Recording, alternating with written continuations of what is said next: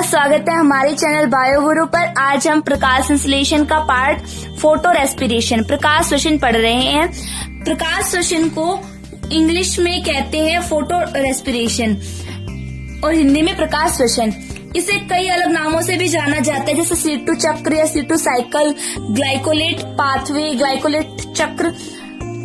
तो पहला आता है हमारा प्रकाश श्वसन शब्द किसने दिया? प्रकाश श्वसन शब्द 1963 में क्रोटकोव ने दिया। किसने दिया? क्रोटकोव ने। और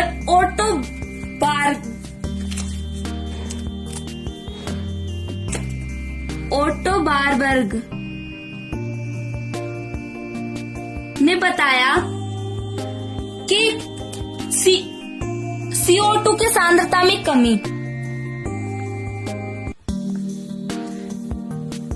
व O2 की सांद्रता में वृद्धि। अगर O2 की सांद्रता अधिक हो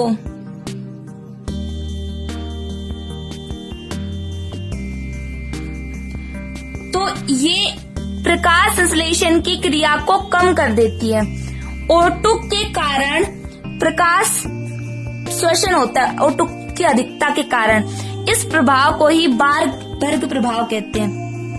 कौन सा प्रभाव कहते हैं? बारबर्ग प्रभाव। O2 की अधिकता होने पर प्रकाश संश्लेषण क्रिया कम हो जाती है और O2 में के इस प्रभाव को क्या कहते हैं? बारबर्ग प्रभाव।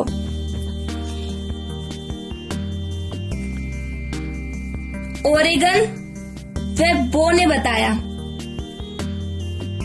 कि बारबर्ग प्रभाव में क्या था? O2 की जो सांद्रता है वो अधिक हो। O2 और CO2 में जो रुबिस्को एंजाइम होता है वो दोनों के लिए प्रतिस्पर्धा करता है। क्या बताया कि बारबर्ग प्रभाव O2 या CO2 में रुबिस्को के लिए प्रतिस्पर्धा होती है। अगर O2 की सांद्रता अधिक होती है, किसकी सांद्रता? O2 की सांद्रता अधिक होती है तो रुबिस्को जो एंजाइम है ये CO2 का फिक्सेशन कर देता है, यानी स्थिरीकरण कर देता है। रुबिस्को कार्बोक्सिलेज एंजाइम O2 की सांद्रता में रुबिस्को कार्बोक्सिलेज एंजाइम जो होता है वो सक्रिय हो जाता है। जबकि O2 की सांद्रता में वृद्धि होने पर रुबिस्को कार्बोक्सिलेज एंजाइम सक्रिय हो जाता है। ऑक्सिलेज रुबिस्को ऑक्सिलेज एंजाइम जो है ये O2 की सांद्रता के लिए कार्य करने लगता है और ऑक्सीजन से जुड़कर रुबिस्को फास्फोरिल प्रकाश श्वसन ये केवल C3 पादपों में पाया जाता है, C4 पादपों में नहीं। C4 पादपों में क्यों नहीं पाया जाता? क्योंकि हमने पढ़ा था कि पिछले लेक्चर्स में C4 पादपों में एक विशेष प्रकार की आंतरिक संरचना होती है, एनाटोमी होती है, जिसे हमने क्या कहा था? क्रेन्स एनाटोमी, क्रेन्स शारीरिकी। इस कारण इसमें प्रकाश श्वसन नहीं होता। C3 पादपों में प्रकाश श्वसन होता है क्योंकि जो C3 प्लांट्स होते हैं, C3 पौधों में वातावरण में O2 की सांद्रता अधिक हो जाती है और CO2 की सांद्रता कम हो जाती है। इस कारण से इसमें प्रकाश श्वसन होता है। क्या होता है? C3 चक्र में क्या होता था? जो 5 कार्बन वाला RUBP राइबुलोज बाइफास्फेट है वो O2 के साथ क्रिया करता है। प्रकाश श्वसन में O2 के साथ क्रिया करता है क्योंकि यहाँ पे O2 की अधिकता है। वायुमंडल में O2 की अधिकता होने के कारण RUBP है ये O2 से क्रिया करता है और O2 से क्रिया करके 2 कार्बन वाला यौगिक बनाता है और एक 3 कार्बन वाला यौगिक बनाता है। 3 कार्बन वाला यौगिक कौन सा बनाता है? PGA। और 2 कार्बन वाला बनाता है ग्लाइकोलेट। जो फास्फोग्लाइकोलेट है वो कई प्रोसेस के बाद 2 मोल ग्लाइसिन में बदल जाता है और इसमें से एक CO2 है वो रिलीज हो जाती है। एक कार्बन निकल गया, 4 कार्बन वाला हो गया, क्योंकि दो कार्बन वाला था और 2 मोल थे, तो कुल मिलाकर 4 कार्बन वाला यौगिक बन गया। इसमें से एक कार्बन वाला यौगिक तो CO2 के रूप में बाहर निकल जाएगा और 3 कार्बन वाला यौगिक यानी वापस PGA बन जाता है, जो C3 चक्र में काम आता है। इस क्रिया में O2 ग्रहण की जा रही है और CO2 मुक्त की जा रही है। तो इससे लीफ में क्या होता है कि कार्बन की हानि हो जाती है, तो इससे भोज्य पदार्थ है उसका विघटन होने लग जाता है। ये कोई संश्लेषी क्रिया नहीं, इसमें नष्ट हो रहा है भोजन, तो इसे नष्टकारी क्रिया भी कहते हैं। इसे नष्टकारी क्रिया भी कहते हैं क्योंकि प्रकाश श्वसन में भोज्य पदार्थ का विघटन हो रहा है और श्वसन अभिक्रिया द्वारा, किसके द्वारा हो रहा है? प्रकाश श्वसन अभिक्रिया द्वारा हो रहा है, लेकिन ऊर्जा का निर्माण नहीं होता, इसलिए इसे हमने नष्टकारी क्रिया कहा है, बल्कि CO2 की हानि हो रही है। पौधों में प्रकाश श्वसन इसलिए होता है क्योंकि एक तो CO2 की सांद्रता में कमी और O2 की सांद्रता में वृद्धि। हाई टेम्परेचर के कारण, टेम्परेचर 25 से 35 डिग्री सेल्सियस के बीच में होता है, तो प्रकाश श्वसन होता है। और ये क्या होता है, रूखे स्थानों पर जहाँ अकाल होता है, ड्राउट होता है, वहां पर भी C3 पादपों में प्रकाश श्वसन होता है। प्रकाश श्वसन क्या होता है, इसमें CO2 ग्रहण की जाती है और O2 ग्रहण की जाती है और CO2 त्यागी जाती है। जबकि प्रकाश संश्लेषण में क्या होता है, CO2 तो ग्रहण की जाती है और O2 को मुक्त किया जाता है। ये अंतर होता है CO2 और उसमें प्रकाश संश्लेषण और प्रकाश श्वसन में। जो प्रकाश संश्लेषण क्रिया होती है उसमें निर्माण होता है भोजन का, लेकिन प्रकाश श्वसन में भोजन का निर्माण, फूड फॉर्मेशन नहीं होता,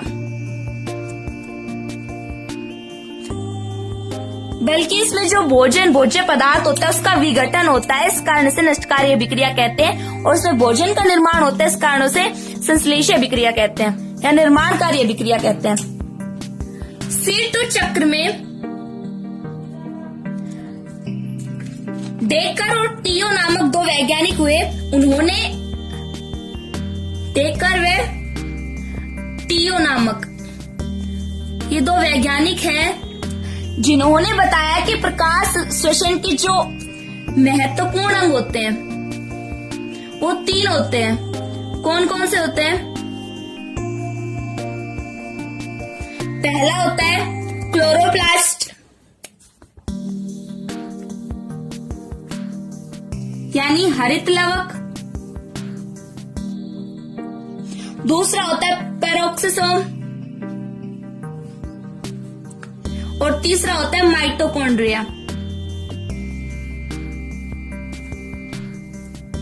ये 3 अंग हैं जो प्रकाश श्वसन में महत्वपूर्ण योगदान निभाते हैं। ये प्रकाश श्वसन की एक इकाई के रूप में कार्य करते हैं। ये तीनों अंग प्रकाश श्वसन में एक इकाई के रूप में कार्य करते हैं। अब हम इन तीनों के बारे में पढ़ेंगे कि इन तीनों में प्रकाश श्वसन किस प्रकार से होता है। ये क्लोरोप्लास्ट है, ये पेरोक्सिसोम और ये माइटोकॉन्ड्रिया। इसमें किस प्रकार से प्रकाश श्वसन क्रियाएं होती हैं ये अब हम देखेंगे। O2 ग्रहण की जाती है इसलिए क्योंकि वातावरण में O2 की सांद्रता अधिक हो जाती है और CO2 की सांद्रता कम हो जाती है। इस कारण जो राइबोलोस बाइफॉस्फेट एंजाइम है वो रुबिस्को ऑक्सीजनेज एंजाइम की उपस्थिति में क्रिया करता है, जिसके कारण ये 2 भागों में टूट जाते हैं। जो RUBP होता है, राइबोलोज बाइफॉस्फेट, ये 5 कार्बन वाला यौगिक होता है। कितने कार्बन वाला होता है? 5 कार्बन वाला यौगिक। अब इनका विघटन हो जाएगा, ये 2 भागों में टूट जाएगा O2 से क्रिया करके, एक तो 3 कार्बन वाले यौगिक में और एक 2 कार्बन वाले यौगिक में। 3 कार्बन वाला यौगिक कौन सा है? PGA, phosphoglyceric acid. और दूसरा टूटता है 2 कार्बन वाले यौगिक में 2 कार्बन वाला फास्फोग्लाइसेट बना लेता है। जो 3PGA होता है ये तो C3 साइकिल कर लेता है, C3 साइकिल में भाग ले लेता है, लेकिन जो 2 फास्फोग्लाइसेट है ये चक्र करता है। इस चक्र को ही हमने C2 चक्र कहा। C2 चक्र क्यों कहा? क्योंकि इसमें 2-फास्फोग्लाइकोलेट बन रहा है। ये 2 कार्बन वाला है, इस कारण हमने इस पे C2 चक्र कहा है। C2 चक्र का कारण क्या है? 2-फास्फोग्लाइकोलेट, इसमें 2 कार्बन होने के कारण प्रकाश श्वसन को हमने C2 चक्र कहा है। अब जो फास्फोग्लाइकोलेट है ये 2 कार्बन वाला यौगिक है जो H2O से क्रिया करके फास्फेज एंजाइम की उपस्थिति में ग्लाइकोलेट बना लेता है। यहाँ पे जो ग्लाइकोलेट है ये भी 2 कार्बन वाला यौगिक ही होगा। इसके फॉर्मूले हम आगे देखेंगे। ये ग्लाइकोलेट है, ये क्लोरोप्लास्ट में है। क्लोरोप्लास्ट से ये चला जाएगा पेरोक्सिसोम में। पेरोक्सिसोम में जाने के बाद ग्लाइकोलेट O2 से क्रिया करता है और ग्लाइकोलेट ऑक्सीडाइज एंजाइम की उपस्थिति में ग्लाइको ऑक्सीलेट बनाता है। इसमें O2 से क्रिया करने के बाद H2 और O2 का निर्माण होता है। H2O2 यानी हाइड्रोजन पेरोक्साइड, जो 2 भागों में टूट जाता है, H2 और हाफ O2 और H2O में। अब ये ग्लाइकोलेट है, ये NH2 एमीन से क्रिया करके कैटेलेज एंजाइम की उपस्थिति में ग्लाइसिन बना लेते हैं। यहाँ से ग्लाइकोलेट है, ये क्लोरोप्लास्ट से पेरोक्सिसोम में आया। जो ग्लाइकोलेट पेरोक्सिसोम में आया ये किसकी उपस्थिति में? ग्लाइकोलेट ऑक्सीडेज एंजाइम की उपस्थिति में O2 से क्रिया करके ग्लाइऑक्सिलेट बना लेता है और इसमें H2O का विघटन हो जाता है कैटेलाइज एंजाइम की उपस्थिति में, जो O2 और H2O में टूट जाता है। ग्लाइऑक्सिलेट है, ये NH2 की एमीन के साथ क्रिया करके कौन से एंजाइम की उपस्थिति में? कैटेलाइज एंजाइम की उपस्थिति में ग्लाइसिन बना लेता है। ये ग्लाइसिन जो पेरोक्सिसोम में है, अब ये जाता है माइटोकॉन्ड्रिया में। ग्लाइसिन जो है ये 2 कार्बन युक्त ही है, 2 कार्बन वाला यौगिक है। और जो ग्लाइसिन में जाता है तो ये 2 मोल और 2 कार्बन वाला है, जो किससे? ग्लाइसिन है, ये ऑक्सीडेटिव रिडक्शन के कारण इससे CO2 और NH3 मुक्त हो जाते हैं और सेरीन बन जाता है, जो 3 कार्बन वाला यौगिक है। यहाँ पर ग्लाइसिन के 2 मोल हैं और 2 कार्बन वाला ये यौगिक है। 2 कार्बन और 2 कार्बन कुल मिला के 4 कार्बन वाला यौगिक हो गया। 4 कार्बन वाले यौगिक में से 3 कार्बन वाला यौगिक तो साइरीन बन जाता है और 1 कार्बन वाला यौगिक होता है CO2। CO2 होता है वो ग्लाइसिन से ही मुक्त होता है C2 चक्र में। किससे मुक्त होता है? ग्लाइसिन से। अब और NH3 भी इसमें मुक्त हो जाती है। जो सेरीन है ये 3 कार्बन वाला यौगिक जो माइटोकॉन्ड्रिया में है, ये यहाँ से पेरोक्सिसोम में जाता है। माइटोकॉन्ड्रिया से पेरोक्सिसोम में जाने के बाद इसमें जो NH2 होता है ये ग्लाइकोऑक्सिलेट को दे दिया जाता है, जो ग्लाइसिन का निर्माण कर लेता है। ये 2 कार्बन वाला यौगिक है और साइरीन 3 कार्बन वाला यौगिक है। तो साइरीन से क्या बन जाएगा? Hydroxy pyruvic acid. ये PA मतलब पेरोइक एसिड लिखा हुआ है। अब हाइड्रोजन पेरोइक एसिड है, इसमें जो NADPH2 है ये NAD पॉजिटिव में टूट जाता है और ग्लाइसरेट जो 3 कार्बन वाला यौगिक है उसका निर्माण कर लेता है। अब पेरोक्सिसोम में जो ग्लाइसरेट है वो क्लोरोप्लास्ट में चला जाता है। ग्लाइसरेट क्लोरोप्लास्ट में जाने के बाद इसमें ये 3PGA में यानी 3-फास्फोग्लिसरिक एसिड में बदल जाता है, जो 3C3 का साइकिल में काम आ जाता है। यहाँ पे ग्लाइसरेट से 3PGA 3 कार्बन वाला फास्फोग्लिसरिक एसिड बनने के समय जो ATP होती है वो ADP और एक फास्फेट में टूट जाती है, यानी एडेनिन ट्राइफास्फेट टूट जाता है एडेनिन डाइफास्फेट और एक फास्फेट में। अब इसे रिएक्शन से देखते हैं। यहाँ पर हमने देखा था कि O2 क्लोरोप्लास्ट में चली जाती है और रुबिस्कस बाइफास्फेट से रुबिस्कस ऑक्सीजनेज एंजाइम की उपस्थिति में क्रिया करती है, जिससे 2 यौगिक बनते हैं। एक तो 2 कार्बन वाला यौगिक और एक 2 कार्बन वाला यौगिक, सॉरी एक 3 कार्बन वाला यौगिक और एक 2 कार्बन वाला यौगिक। जो 3 कार्बन वाला यौगिक उसका नाम है फास्फोग्लिसरिक एसिड, यानी पीजीए, और दूसरे का नाम है जो 2 कार्बन वाला है उसका नाम है फास्फोग्लाइसेट।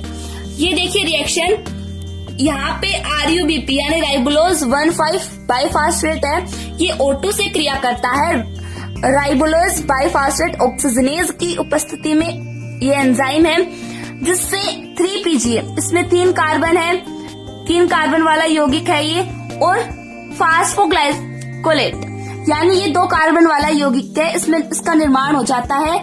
जो PGA होता है इसमें जो फास्फेट होता है ये पहले कार्बन पर जुड़ा होता है, और फास्फोग्लाइकोलेट है ये भी पहले कार्बन पर ही जुड़ा होता है।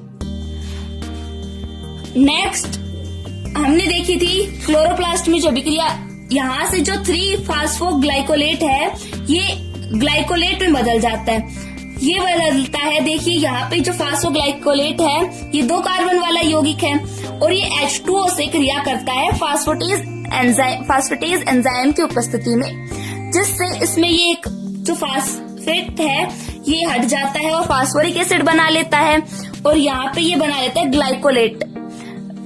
ये ग्लाइकोलेट है, ये भी 2 कार्बन वाला यौगिक है, जो कहा जाता है क्लोरोप्लास्ट से परऑक्सीसोम में। अब परऑक्सीसोम में, यहाँ तक हमने क्लोरोप्लास्ट में ये रिएक्शन हुई थी, अब हम देखेंगे कि परऑक्सीसोम में किस प्रकार से हो रही है।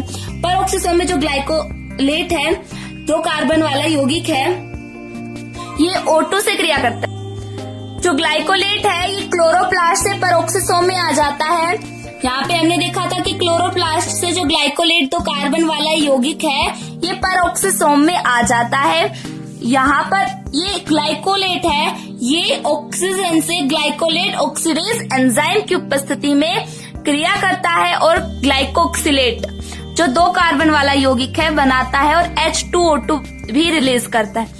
H2O2 है ये कैटेलाइज एंजाइम की उपस्थिति में H2 और हाफ O2 में टूट जाता है। यहाँ पे देखा था अभी हमने कि O2 से H2O बन गया था, और H2 कैटेलाइज एंजाइम की उपस्थिति में हाफ O2 और H2O से टूट गया। अब यहाँ बन गया ग्लाइकोलेट। ग्लाइकोलेट NH2 एमीन से क्रिया करके क्या बना रहा है, ग्लाइसिन, जो 2 कार्बन वाला यौगिक है। परऑक्सीसोम में ग्लाइकोलेट है, ये एमीन से क्रिया करके कैटेलाइज एंजाइम की उपस्थिति में ग्लाइसिन बना रहा है, ये 2 कार्बन वाला यौगिक है, और ग्लाइकोलेट भी 2 कार्बन वाला यौगिक है। ग्लाइसिन जो है ये परऑक्सीसोम में है, परऑक्सीसोम से ये जाता है माइटोकॉन्ड्रिया में। माइटोकॉन्ड्रिया में जाता है तो ये 2 कार्बन है, ये 2 मोल हो जाते हैं। जो 2 कार्बन वाला यौगिक है इसको हमने 2 मोल ले लिया है। अब ग्लाइसिन है ये अब विघटित हो जाता है और 3 कार्बन वाले सेरीन में टूट जाता है, और 1 कार्बन CO2 के रूप में बाहर निकाल देता है। यहाँ पे एक क्वेश्चन पूछ लिया जाता है कि C2 चक्र में या प्रकाश श्वसन में CO2 किस घटक से रिलीज होती है, किस फैक्टर से रिलीज होती है, तो आंसर आएगा ग्लाइसिन। यहाँ पे ग्लाइसिन बन गया था परऑक्सीसोम में। अब जो ग्लाइसिन है ये परऑक्सीसोम से कहा जाएगा माइटोकॉन्ड्रिया में। ये माइटोकॉन्ड्रिया में जाने के बाद ये ऑक्सीडेटिव रिडक्शन करता है, जिससे ये 4 कार्बन वाला यौगिक है, ये 3 कार्बन वाले यौगिक सेरीन में टूट जाता है, और 1 कार्बन वाला यौगिक CO2 होता है उसमें टूट जाता है। और NH3 है, यहाँ पे जो NH2 है ये NH2 है, इसको NH3 के रूप में यहाँ 2 मोल है, तो 2 मोल NH2 हो गए, तो ये NH3 रिलीज कर देता है और NADPH2 NAD पॉजिटिव से NADPH2 रिलीज कर देता है। यहाँ तक माइटोकॉन्ड्रिया में सेरीन बन गया है। अभी हमने देखा था ग्लाइसिन आया परऑक्सीसोम से माइटोकॉन्ड्रिया में, और इसका विघटन होके सेरीन बना जो माइटोकॉन्ड्रिया में बना है, और ये माइटोकॉन्ड्रिया से जो सेरीन है ये चला जाएगा परऑक्सीसोम में। अब परऑक्सीसोम में जाने के बाद इसका जो NH2 एमीन होता है वो ग्लाइकोलेट को दे दिया जाता है। ग्लाइकोलेट को देने के बाद क्या देखा था हमने कि ये ग्लाइसिन बना लेता है। यहाँ पे जो सेरीन था इसमें NH2 एमीन था और वो ग्लाइकोलेट को दे दिया। ये ग्लाइकोलेट ग्रहण करके ग्लाइसिन बना लेता है जो 2 कार्बन वाला यौगिक है। ग्लाइसिन वापस सेरीन और सेरीन जो NH2 है ये वापस ग्लाइकोलेट को दे देता है। अब यहाँ पे NH2 देने के बाद ये बन जाता है हाइड्रोक्सी पायरुविक एसिड यानी HPA। हाँ, हमने हाइड्रोक्सी PA ऐसे लिखा है। हाइड्रोक्सी PA में से NADPH है वो NAD पॉजिटिव में टूट जाता है और ग्लाइसरेट बन जाता है। इसका जो एक हाइड्रोजन है वो यहाँ पे जुड़ जाता है, 2 हाइड्रोजन है, NADPH2 है, ये दोनों हाइड्रोजन इसमें जुड़ जाएंगे तो ये बन गया ग्लाइसरेट। हाइड्रोक्सी पायरुविक एसिड से क्या बन गया? ग्लाइसरेट। यहाँ पे हमने देखा था पेरोक्सीसोम में हाइड्रोक्सी पायरुविक एसिड से जो NADPH2 है ये टूट करके NAD पॉजिटिव में बन जाता है और जो हाइड्रोजन आयन है ये हाइड्रोक्सी पेरोक्साइड पायरुविक एसिड ग्रहण करके ग्लाइसरेट बना लेता है। ये 3 कार्बन वाला यौगिक है और ग्लाइसरेट है ये भी 3 कार्बन वाला यौगिक है। जो ग्लाइसरेट है ये पेरोक्सीसोम से कहा जाता है क्लोरोप्लास्ट में। क्लोरोप्लास्ट में जाने के बाद ये पायरुविक ग्लाइसरिक एसिड में कन्वर्ट हो जाता है। ये दोनों 3 कार्बन वाले यौगिक हैं और साथ ही जो ATP है वो टूट जाती है ADP और एक फास्फेट में। यहाँ पे हमने देखा था कि ग्लाइसरेट पेरोक्सीसोम से कहा गया, ग्लाइसरेट है पेरोक्सीसोम से क्लोरोप्लास्ट में चला गया। यहाँ जाने के बाद ये 3PGA यानी 3 कार्बन वाले फास्फोग्लिसरिक एसिड में टूट जाता है और जो ये PGA ये 3 साइकिल में यूज आ जाता है। यहाँ पे ATP है ये ADP और एक फास्फेट में टूट जाता है। आशा करती हूँ कि आपको ये वीडियो समझ में आया होगा। धन्यवाद।